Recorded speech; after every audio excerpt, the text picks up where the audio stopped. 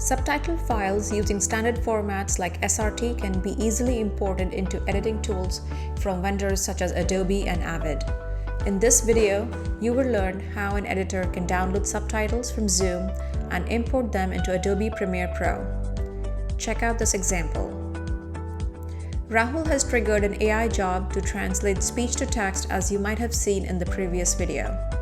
6 minutes after triggering AI, he refreshes his desktop browser using Command+R to load the transcription data timeline in the asset view.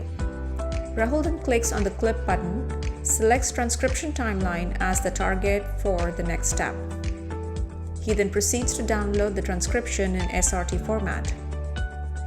With the SRT file downloaded to his workstation, he can quickly inspect it using a simple text editor to make sure it's good to go. Next, he switches to Adobe Premiere Pro and from the File menu clicks Import. He opens the downloaded SRT file. Premiere prompts him to select the caption track options.